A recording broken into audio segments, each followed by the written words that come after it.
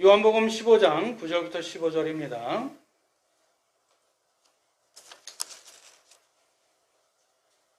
9절을 제가 읽고 10절을 여러분들이 교독하고 15절은 다 같이 함께 읽겠습니다. 아버지께서 나를 사랑하신 것 같이 나도 너희를 사랑하였으니 나의 사랑 안에 거하라.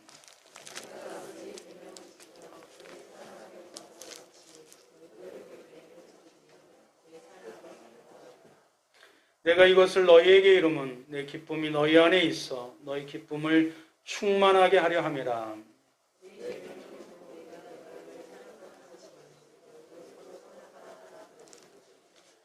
사람이 친구를 위하여 자기 목숨을 버리면 이보다 더 큰 사랑이 없나니. 다 같이요. 이제부터는 너희를 종이라 하지 아니하리니 종은 주인이 하는 것을 알지 못함이라.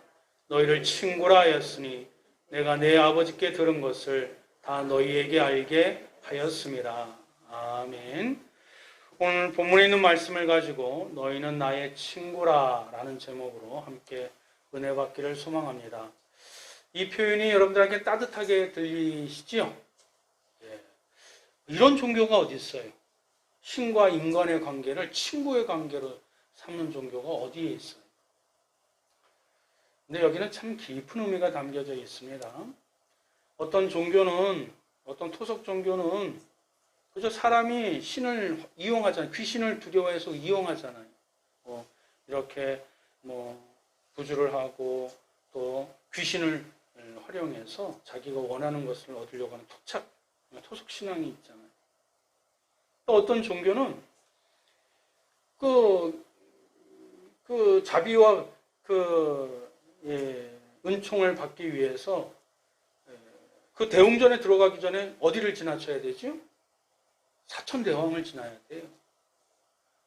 그러니까 두렵고 떨리고 공포스러운 가운데 한번 기가 꺾이고 그리고 나서 부처 앞에서 절을 해야 되는 종교가 또 있지요. 근데 우리 기독교는 주님께서 우리를 친구라고 명하세요. 근데 사실은 이거보다 더하지요. 왜요? 하나님은 태초부터 우리를 택하셔서 뭘로 택하세요? 종으로 택하세요? 자녀로 택하시죠.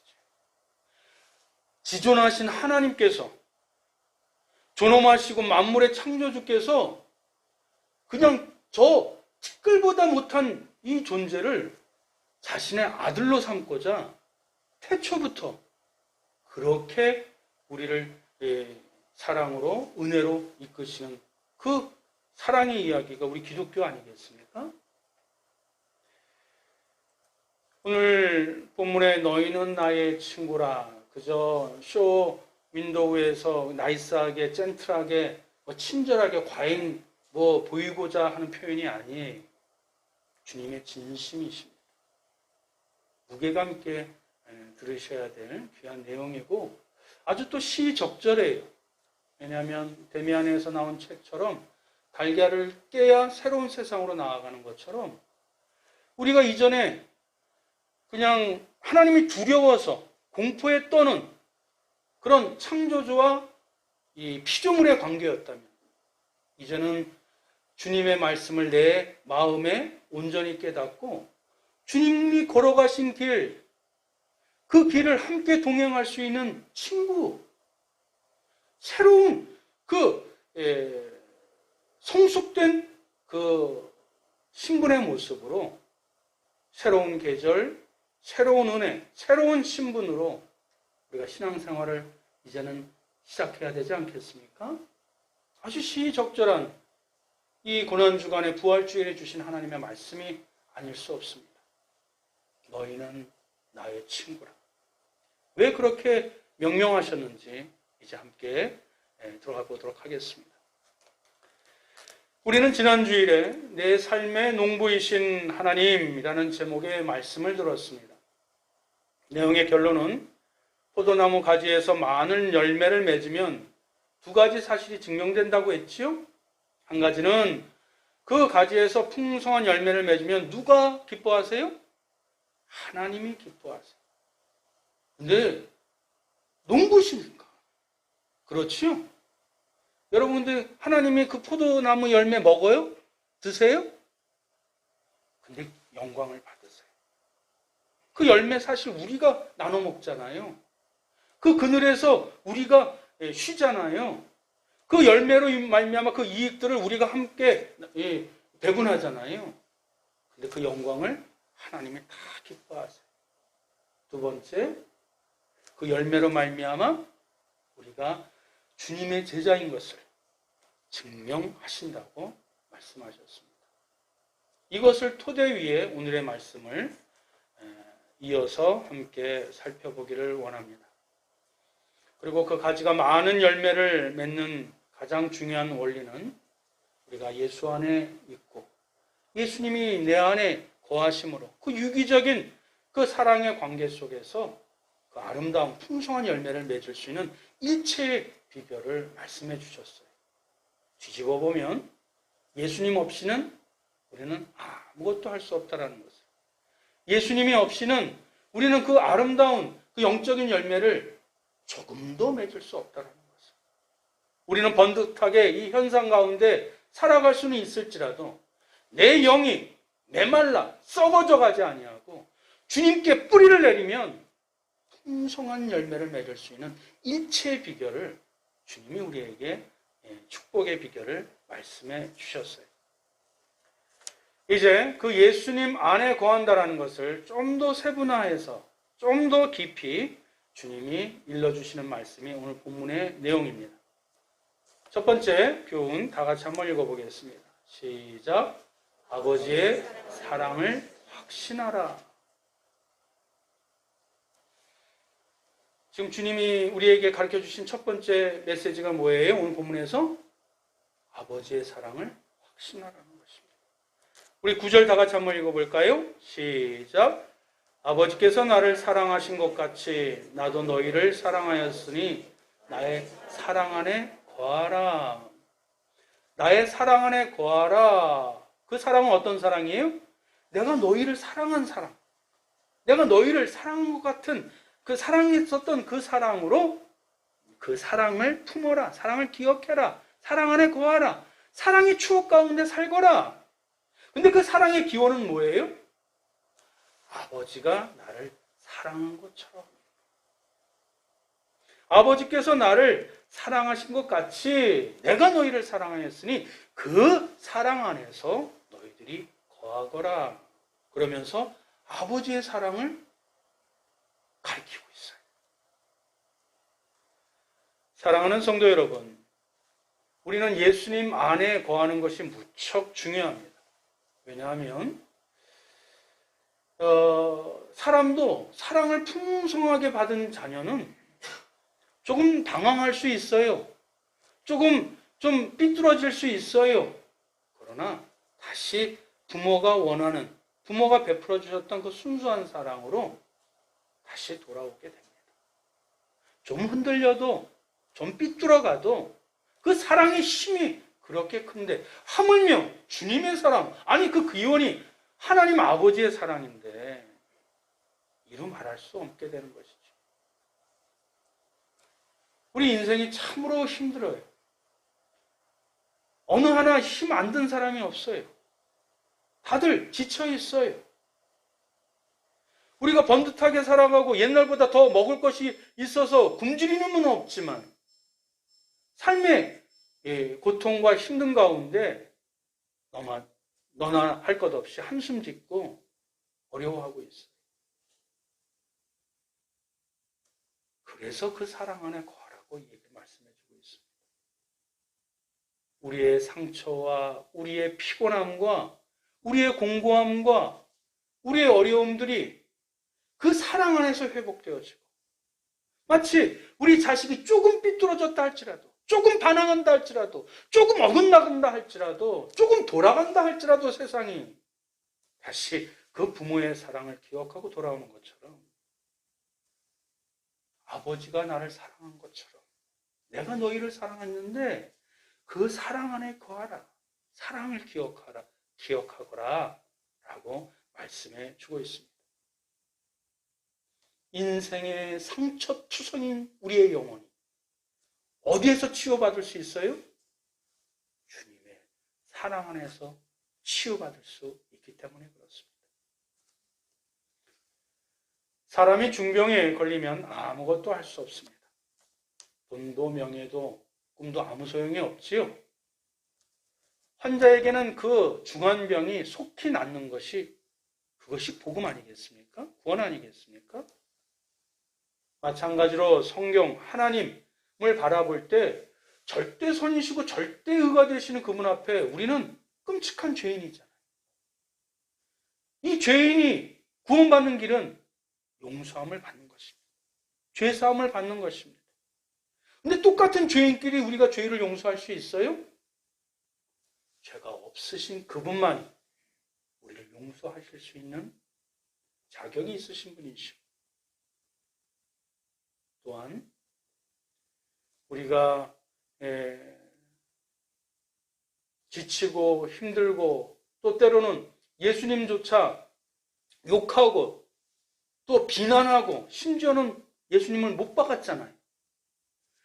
그들이 용서해 달라고 했을 때 기꺼이 끝까지 용서하실 수 있는 분은 예수 그리스도의 사랑밖에 없습니다. 그래서 우리가 말씀을 보고 주님의 사랑과 주님의 그 십자가의 사랑으로 말미암아 우리의 뭐가 모나고 왜곡되어지고 삐뚤어지고 상한 모든 심령들이 그 주님의 십자가의 사랑 안에서 녹아지고 또 새 생명으로 잉태되어 승화될 수 있는 것입니다. 그래서 예수님이 내 사랑 안에 머물라고 말씀하신 가장 큰 이유, 그 속에서 우리의 영혼이 진정 새롭게 회복되어지고 치유되어지고 또 다시 살아날 수 있기 때문인 것입니다. 예수님께서 사랑 안에 머물라고 말씀하신 근거는 두 가지지요. 하나는 하나님의 사랑, 하나님 아버지의 사랑, 그것을 근거로 내 사랑 안에 머물라 말씀해 주셨고, 두 번째 근거는 자기 자신, 예수님의 사랑이잖아요. 진정 행하신 십자가의 사랑, 그 근거로 인해서 내 사랑 안에 머물라고 말씀해 주셨습니다. 그런데 오늘 첫 번째 메시지의 핵심은 누구의 사랑을 확신하라? 아버지의 사랑을 확신하라. 거기에 초점을 좀 맞추고자 원합니다. 왜냐하면 예수님의 능력은 누구의 사랑을 확신하는 데서부터 비롯됐어요? 아버지의 사랑을 확신하는 데서 비롯됐어요. 예수님이 기꺼이 자기를 욕하고 비난하고 심지어 자기를 못 박았던 자를 기꺼이 용서할 수 있는 그 십자가의 길을 갈 수 있는 그 힘의 원천은 어디서부터 비롯됐어요? 아버지의 사랑에서부터 비롯됐어요. 나를 욕하고 또 비난하고 침뱉었던 그들을 기꺼이 용서할 수 있었던 힘은 어디에서 비롯됐어요? 나를 사랑하신 아버지의 사랑을 기억할 때 기꺼이 그들을 용서할 수 있는 그 용기의 원천은 아버지의 사랑을 확신했기 때문인 줄 믿습니다. 사랑하는 성도 여러분, 세상에서 가장 큰 능력은 사랑이지요. 이것은 동서고금을 막론하고 다 동의합니다. 근데 좀 더 우리 한번 그 사랑에 대해서 사랑을 학자적으로 로고 에로스다 필로스다 이런 거 떠나서 사랑 아주 참 능력 있는 귀한 존재인데, 근데 그 사랑 가운데서도 어떤 게 더 크고 놀라운가 살펴봤더니 내가 사랑받고 있다는 것을 느낄 때 그 사랑의 힘이 더 크지 않을까요? 여기 남자 성도분들이 좀 계신데 여자 성도분들도 마찬가지예요. 배우자가 나를 사랑해주고 직장 상사가 또 동료들이 나를 인정해 줄 때 더 힘이 나지 않습니까? 어린 아이들도 마찬가지에 부모가 사랑을 듬뿍 주면, 확신하면 좀 속된 말로 까불어요. 왜? 무슨 빽이 있어? 그 부모를 믿는 빽이 있으니까. 아이들의 예지만 우리 인생이 그것 아니겠습니까? 아버지의 사랑을 확신하는 자는 우리의 인생에 조그만 어려움과 조그만 이 고난에도 굴하지 않게 되는 것입니다. 오늘 주님께서 그 십자가의 길을 기꺼이 걸어가셨고, 자기를 못 박았던 자, 자기의 얼굴에 침 뱉었던 자, 자기의 허리에 창을 꽂았던 자들을 기꺼이 용서할 수 있었던 힘은 무엇이라고요? 아버지의 사랑. 그 하나님이 나를 사랑해 주셨기 때문에 내가 너희를 사랑할 수 있고, 그러니 너희들도 그 사랑 안에 기억하고 그 아버지의 사랑을 확신하는 가운데 나의 사랑 안에 머물거라. 그리 당부해 주시는 줄 믿습니다. 하나님은 예수님을 사랑하신 그 사랑으로 우리를 사랑하십니다. 믿으십니까? 이 사랑은 세상 어떤 사랑과 비교할 수 없는 절대 순수한 사랑이에요. 계산이 깔려있지 아니하는 순결한 사랑이에요. 결코 불변하지 않는 사랑이에요. 시간적 제한을 받지 아니하는, 공간적 한계를 지니지 아니하는 영원한 사랑이 되십니다. 이 아버지의 사랑을 확신하라고 제자들에게 당부해 주시는 것입니다. 예수님은 하나님 아버지의 지극적인 사랑을 입었기에 십자가를 짊어질 수 있었고, 주님의 사랑을 굳게 확신하면 무슨 일이든지 우리 또한 해낼 수 있음을 제자들에게 일러 주신 것입니다. 심지어 그 십자가까지도 짊어질 수 있음을 제자들에게 말씀해 주신 것이지요.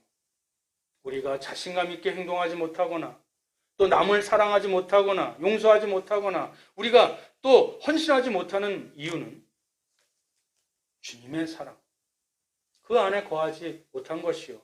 더 깊이 들어가면 아버지의 사랑을 확신하지 못하기 때문이라고도 우리는 해석할 수 있습니다. 앞서 말씀드렸던 것처럼 아이들이 부모의 사랑을 듬뿍 받으면, 요즘은 형제가 없기 때문에 한둘이기 때문에 부모 사랑 끔찍하지요. 그래서 오히려 어긋나는 경우가 왕왕 있습니다. 그러니 늘 훈육과 사랑을 균형 있게 가르쳐야 돼요. 근데 만약에 부모의 사랑을 못 받은 아이들이라면 어떻게 될까요? 그래서 자신감이 없겠지요. 심지어는 누가 사랑을 해도 그걸 사랑으로 느끼질 못해요. 누가 친절을 베풀어도 저게 무슨 계산이 있나, 꿍꿍이 속에 있나, 그 의도를 의심까지 해요. 이러니 사회 속에서 살아가지 못하게 되는 것이에요. 우리 기독교인이 그렇습니다. 우리가 하나님을 믿는다고 하지만 하나님의 사랑, 아버지의 사랑을 우리가 마음속에 품고 확신하지 못한다면 우리는 예배당 안에서는 번듯한 그리스도인이지만 저 세상에서는 초라한 그냥 종교인에 불과할 뿐인 것입니다. 아무 능력도 아무 열매도 맺을 수 없는 것이에요. 그러나 우리 주님은 기꺼이 십자가의 길을 걸어가셨고 기꺼이 자신을 비난했고 못 박았던 자들을 용서하셨던 그 힘은 하늘 아버지의 사랑을 확신하셨기 때문인 것입니다. 그리고 그 하나님의 사랑을 확신하면 세상의 어떤 외부에서부터 비롯되는 그 기쁨이 아니라 내 깊은 속에서부터 샘솟아오르는 기쁨이 충만하게 되는 것입니다. 우리 11절이에요. 다 같이 한번 읽어볼까요? 시작. 내가 이것을 너희에게 이름은 내 기쁨이 너희 안에 있어 너희 기쁨을 충만하게 하려 합니다. 할렐루야. 아버지의 사랑을 확신하는 자는 조금도 그 심령이 흔들리지 아니하는 영적 자신감을 가지고 하나님이 나를 택하여 주셨다면 끝까지 책임져 주실 신실하신 하나님인 줄 믿고 내 심령 가운데 평안과 기쁨이 샘솟게 된다는 것이 주님의 축복의 말씀인 줄 믿습니다. 그런 의미에서 우리 한 번 더 서로 인사 나눌까요? 아버지의 사랑을 확신하면 기쁨이 충만합니다. 서로 인사하겠습니다. 아멘. 두 번째 교훈의 메시지입니다. 두 번째 제목 다 같이 한번 읽어볼까요? 시작. 내가 사랑한 것처럼 서로 사랑하라. 서로 사랑하라. 다들 고개를 끄덕여요. 그 근거가 무엇이지요? 그 예가 무엇이지요? 그 본이 무엇이지요? 내가 너희를 사랑한 것처럼. 근데 우리가 앞서 한번 배웠잖아요. 그 사랑은 기원은 누구예요? 하나님 아버지의 사랑이지요. 근데 기원은 아버지의 사랑인데 그것을 우리가 볼 수 있는 그 현상은 뭐예요? 예수 그리스도의 사랑, 십자가의 사랑이잖아요. 아, 예수님의 십자가의 사랑같이 우리도 서로 사랑해야 되겠구나. 그것이 좀 더 포괄적으로 이제 이해가 되시겠지요? 그렇습니다. 이제 하나님의 베푸신 사랑의 확신 가운데 주님의 말씀을 품고 있는 자들에게 지켜야 될 최고의 계명을 말씀해 주십니다. 12절 다 같이 한번 읽어보겠습니다. 시작. 사랑은 것 같이 너희도 서로 사랑하라 하는 이것이니라. 아멘. 여러분, 계명이 뭐지요? 반드시 지켜야 될 명령. 그것이 계명 아닙니까? 근데 예수님이 자신이 말씀하신 것 가운데 계명이라고 말씀하신 것이 몇 안 돼요. 그러면 주님이 말씀해 주셨다면, 예수님이 나의 주인이라고 믿는다면, 주님이 반드시 지켜야 될 명령이라면 우리가 지켜야 될까요? 말아야 될까요? 뭘 지켜야 되는 것이에요? 내가 너희를 사랑한 것 같이 너희도 서로 사랑하라. 이것은 기독교의 본질을 이루는 계명입니다. 신구약 전체를 녹여서 한마디로 정의한다면 사랑이라고 말씀드릴 수 있지요. 하나님은 사랑이십니다. 믿으십니까? 예수님은 사랑이십니다. 믿으십니까? 그것은 형상화한다면, 집약하면 십자가의 사랑이지요. 만약 우리가 하나님을 믿고 십자가의 도를 따르는 그리스도의 제자라고 한다면 우리의 삶은 반드시 이 계명을 지켜야 되겠지요. 형제를 향한 사랑으로 성장하고 성숙되고 성화되어야 될 것입니다. 왜냐하면 기독교는 사랑을 빼면 아무것도 아니기 때문에 그렇습니다. 근데 형제 사랑이 쉬워요? 어려워요? 어려워요.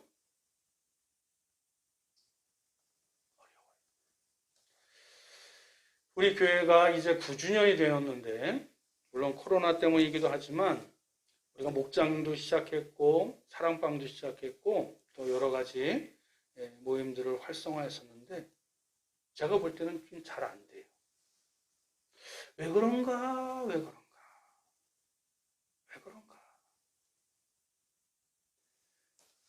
근데 우리 교회가 여기 김포 지역이 참 독특해요. 지금 우리 교인들 가운데 김포 토착민이 별로 없어요. 지금 몇 분 계실까? 몇 분밖에 없어. 지금 보니까 딱 2분이신 것 같아요. 그러니까 다 외지에서 왔어요. 그러니까 신뢰의 관계가 구축되어 있지 않아. 그리고 우리 교회는 노인들 퍼센트, 중간 퍼센트, 젊은 퍼센트가 아주 골고루 분포되어 있어요. 이건 장점이면 장점인데, 그러니까 섞이면 좀 이게 이렇게 같이 하기가 쉽지가 않아요. 학식도 다 다르고, 고향도 다 다르고 심지어는 교단도 다 달라. 우리 교단 합동측인데 합동측에서 온 사람이 몇 사람 안 돼. 감리교, 침례교, 성결교, 통합측, 그런데 중요한 것은 지금 이 시대에 신앙생활 한다는 게 너무 어려워요. 특히 이 김포 지역은 생계에 맞춰서 사는 사람들이 많이 있기 때문에 은퇴해서 여유 있는 사람들도 많지 않고 교인들 가운데 또 그리고 자영업을 하더라도 좀 더 여유 있게 시간이 넉넉해서 자영업을 하는 사람들도 거의 없고 그러니까 사는 것이 바빠. 연령도 다르고 생각도 다르고 신앙의 이 색깔도 코드가 달라요. 게다가 중요한 것은 지금 우리 교회가 9년밖에 되지 않았다고 핑계댈 수 있지 모르겠으나 우리의 삶의 모든 기도 제목에 여러분들도 생각해 보세요. 기도 제목의 많은 비중은 내가 지금 잘 사는 것, 우리 가정이 잘 사는 것 거기에 많은 비중을 차지하지 내 이웃, 내 형제 거기에 대한 기도 제목의 비중은 사실 사뭇 적고 약화되어 있는 그런 실정이지요. 근데 우리 주님은 뭐라고 말씀하고 계세요? 내가 너희를 사랑한 것 같이 너희도 서로 사랑하라. 이제 우리 교회도 이제 우리의 기도 제목도 그렇고 우리 신앙의 모습도 그렇고 우리가 이제 사랑방도 다시 재건해야 될 터인데 형제의 사랑으로 나아가려면 아버지의 사랑을 더 확신해야 됩니다. 주님의 말씀을 더욱더 신뢰해야 합니다.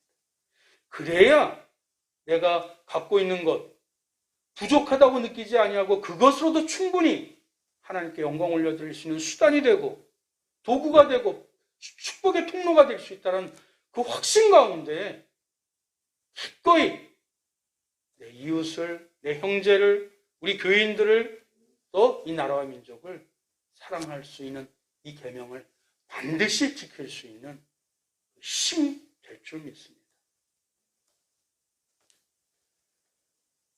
주님이 이렇게 분명하게 말씀해 주신 이유는 1차적으로는 이제 주님이 떠나시잖아요. 그러니까 너희끼리 더 서로 사랑하라 라는 1차적인 어떤 표면적인 모습도 있지만 다독이는 모습이 있지만 이제 주님이 떠나시면서 우리에게 앞으로도 세 번째 교훈의 메시지를 말씀해 드리겠지만 예수님은 제자들은 예수님을 처음부터 뭘로 보셨어요? 봤어요? 주종의 관계로 봤어요. 자기네는 종이고 자기네는 제자고 예수님은 주인이고 스승의 관계로 봤어요. 근데 예수님은 처음부터 그들을 종으로 노예로 생각하지 않았어요. 나와 함께 그 십자가의 길을 걸어갈 수 있는 동역자로 보셨지요. 친구로 보셨지요. 하나님은 그럼 창세기부터 우리를 그냥 피조물, 먼지만한 티끌 같은 존재로 우리를 택하셨을까요? 하나님은 구약 창세기 때부터 우리를 뭐로 택하셨어요? 하나님의 자녀로 택하셨어요. 이 엄청난 놀라운 사실 아닙니까? 예수님이 종이라고, 친구라고 표현하신 것은 약과예요, 약과. 이미 이 개념은 예수님이 독단적으로 표현하신 것이 아니라 이미 그 하나님의 마음, 하나님의 표현을 이미 체험했고 아셨기에 하나님은 이미 우리를 자녀로 부르시고 자녀로 양육하시고 자녀로 훈육하시고 자녀의 자녀로 이렇게 훈련시켜 주시고 계심을 성경은 우리에게 말씀해 주고 계십니다.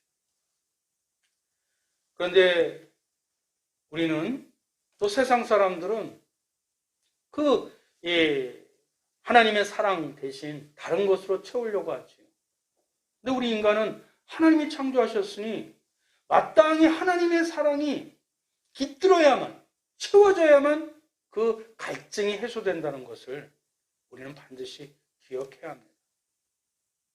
전에도 예화로 말씀드렸지요. 제가 청년 때 고아원 이렇게 함께 예배드리고 전도하러 갔을 때 갓 고아원에 들어온 아이들은 울음을 그치지 않아요. 먹을 것 줘도 그치지 않아요. 좋은 장난감 줘도 그치지 않아요. 누가 와야 그칠까요? 비록 눈물은 그친다 할지라도 그 마음에 응고된 상처는, 마음의 눈물은 계속 흘리지요. 언제 그칠까요? 진짜 친부모가 와야 눈물이 그쳐요. 우리의 심령이 그렇습니다. 주님의 사랑, 아버지의 사랑, 그 안에 거할 때 우리의 심령이 되살아나고, 그리고 기꺼이 이웃을 용서할 뿐만 아니라 기꺼이 타인에 대해서 눈을 돌려 사랑할 수 있는 힘, 그것은 주님의 사랑 안에 거할 때 기꺼이 가능한 줄 믿습니다. 13절 한번 볼까요? 다 같이 한번 읽어봅니다. 시작. 사람이 친구를 위하여 자기 목숨을 버리면 이보다 큰 사랑이 없나니. 예수님은 국가나 부모에 대한 사랑을 최고라고 말씀하지 않았어요. 왜냐하면 이것은 지극히 당연한 것 아니겠습니까? 그런데 친구를 위해 목숨을 버리면 이보다 더 큰 사랑이 없대요. 왜냐하면 친구를 위해서, 타인을 위해서 죽는 경우가 흔하지 않기 때문에 그렇지 않습니까? 부모를 위해서 이렇게 죽는 경우 혈연 관계가 있기 때문에, 그러나 타인을 위해서 죽는 경우는 아무런 이해관계가 있지 않다 할지라도 기꺼이 수고하고 봉사하고 헌신할 수 있는 것, 그것을 주님이 뭐라고 말씀하세요? 큰 사랑이라고 말씀해 주고 있습니다. 사랑하는 성도 여러분, 주님은 앞서도 말씀드렸던 것처럼 제자들은 예수님을 주인으로, 스승으로 생각했지만 예수님은 처음부터 제자를 간택하셨을 때 그 하나님의 마음으로 그 십자가의 길을 함께 동행하는 친구로 바라보셨다는 것.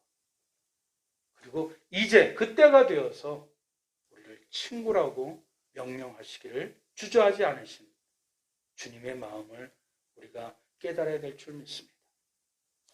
내가 너희를 사랑한 것처럼 친구를 위하여 죽은 그 큰 사랑을 누가 몸소 행하셨죠? 예수님이 행하셨잖아요. 그리고 우리를 친구라고 불러주신 그 표현대로 지금 제자들은 그것을 잘 몰라요. 그냥 예수님이 나를 친구라고 불러주니까 감개무량해서 기뻐할 뿐이지, 주님은 내다보셨지요. 너희들은 하나님의 사랑을 마음에 품고 내가 걸어갔던 그 십자가의 길을 함께 동행할 동역자라는 것을 아셨기에 이제는 내가 너희를 친구라 부른다고 말씀해 주신 것입니다. 주님이 사랑하신 것처럼 기꺼이 우리도 타인을, 이웃을, 또 남을 사랑하시는 저와 여러분 되시길 축원드립니다. 세 번째 제목이지요. 교훈이죠. 다 같이 읽어봅니다. 시작. 너희는 나의 친구라. 이제 이 친구의 개념을 아시겠지요? 그저 나이스하게, 친절하게 그렇게 표현한 것이 결코 아닙니다. 13절, 14절 다 같이 한번 읽어봅니다. 시작. 사람이 친구를 위하여 자기 목숨을 버리면 이보다 큰 사랑이 없나니 너희는 내가 명하는 대로 행하면 곧 나의 친구라.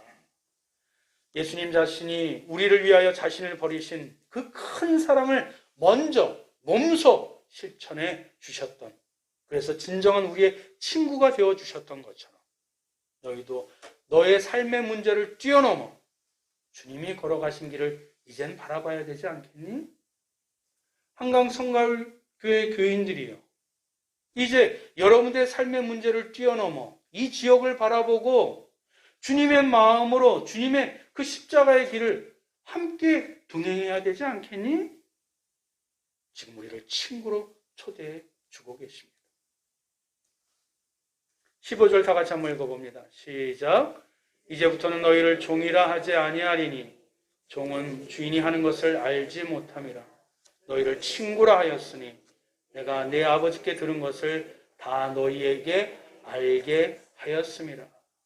참으로 혁명과 같은 귀한 인간과 신의 관계를 주님께서는 새롭게 해석해 주시고 말씀해 주셨습니다. 성경은 한마디로 말씀드리면 그분이 우리를 향한 사랑의 이야기, 그렇죠? 요약하면 한편의 드라마예요. 아마 시청률이 놀랍게 나올 사랑의 이야기 아닙니까? 애절한 짝사랑에서부터 시작됐어요. 그리고 아낌없이 주는 나무처럼 그가 살이 뜯겨지고 피를 다 흘리시면서 그 사랑의 정점 십자가를 찍고, 그리고 마지막에 우리를 아름다운 신부로 거룩하게 만드셔서 영원한 주님의 신부로 해피엔딩으로 끝나는 사랑의 이야기. 이것이 성경의 말씀 아니겠습니까?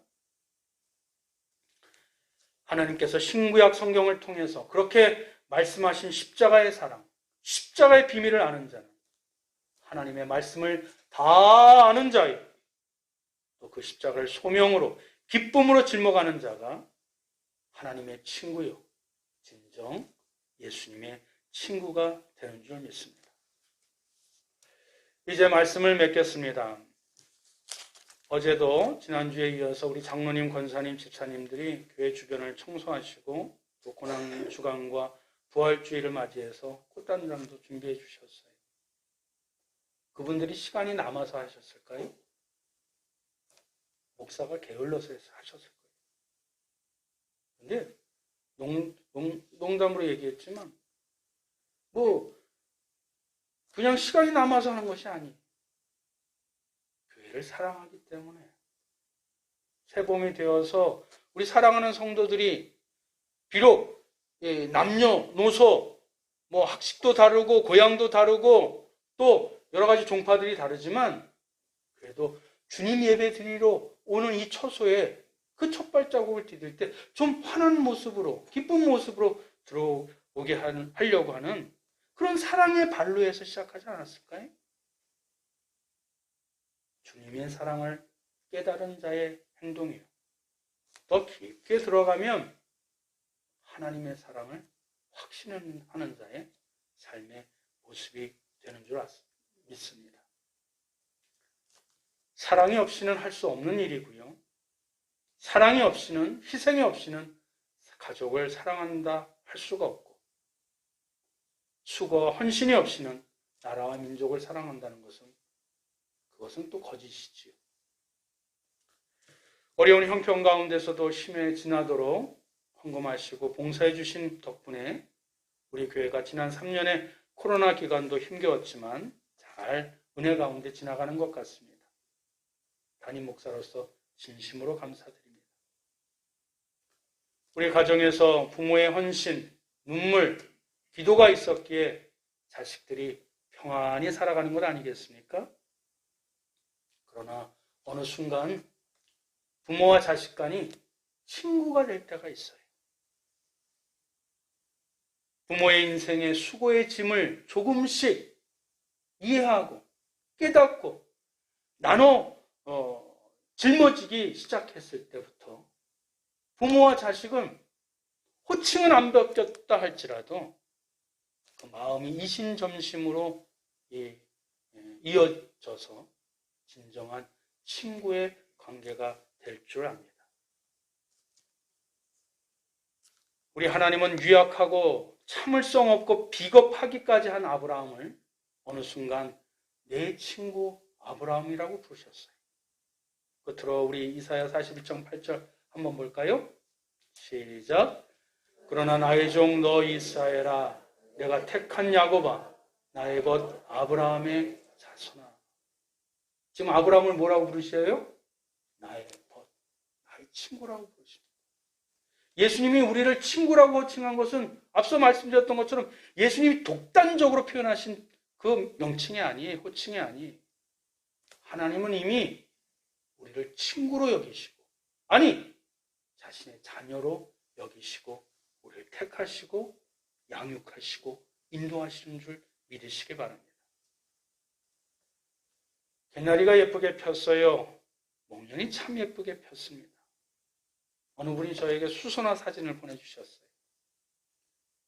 벚꽃이 피는 이 아름다운 계절에 꽃 구경 가고 레저 생활을 하기에도 시간이 없는데 하필이면 고난주간 특세가 뭔 소리냐 볼벤 소리 하실 수도 있습니다만은 이 아름다운 계절에 홀로 십자가를 지고 가신 예수님을 생각한다면, 그리고 우리와 더 깊은 교제를 나누시기를 원하셔서 친구로 초대하셨다면, 우리는 새벽 공기를 마셔도 주님의 말씀이 느껴질 수 있고,